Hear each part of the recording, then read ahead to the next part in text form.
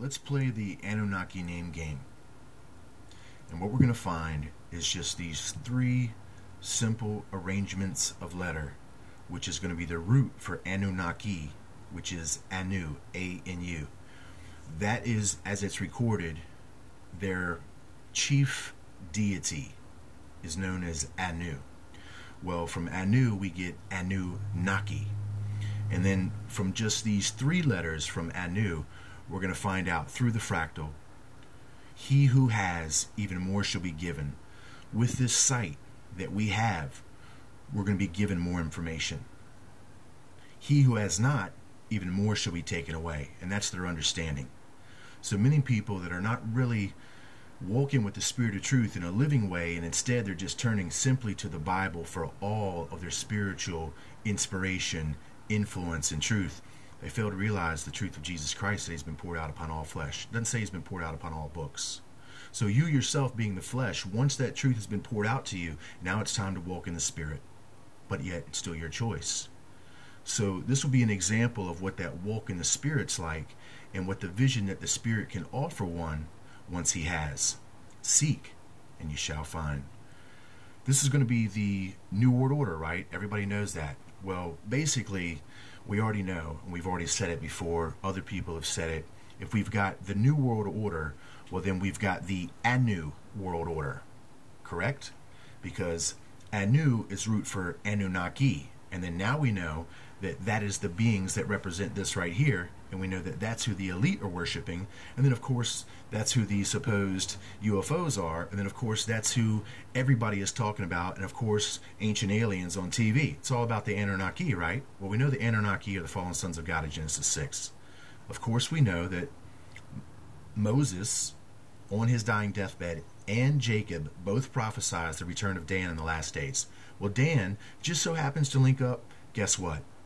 To Nod. Nod just so happens to link up to Enoch. Enoch just so happens to be a part of the root of the Annunaki, which is going to be Enochi. Anak, Enochian magic, Annunnakian magic. Guess what? All the same. So when we get Cain goes to the land of Nod, well, that land of Nod is really the land of the fallen sons of God in Genesis 6. There he goes and has a son. This son goes on to become Enoch. Enoch's generation does what? The descendancy, Tubal Cain, all this metallurgy. Where do you think this stuff comes from?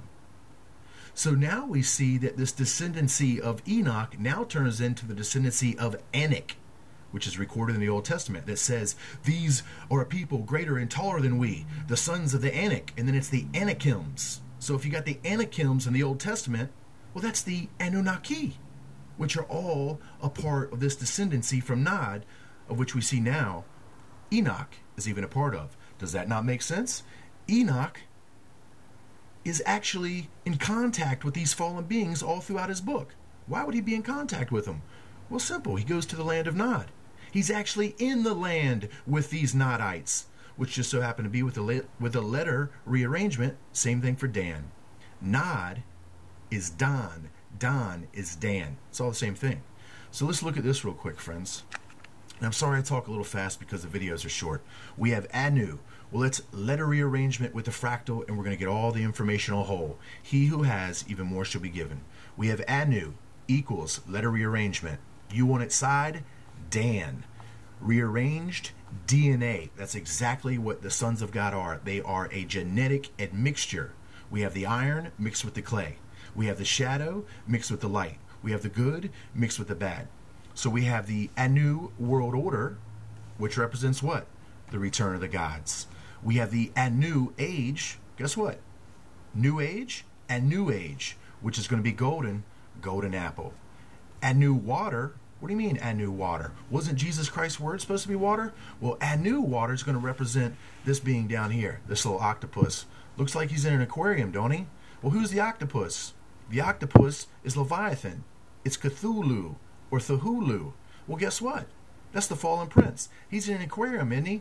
What's the next age that we're about to go into? Aquarius. Well, I guess the rise of an octopus would have to have an aquarium to be into, wouldn't he? Fractal fulfilled. I'll be back.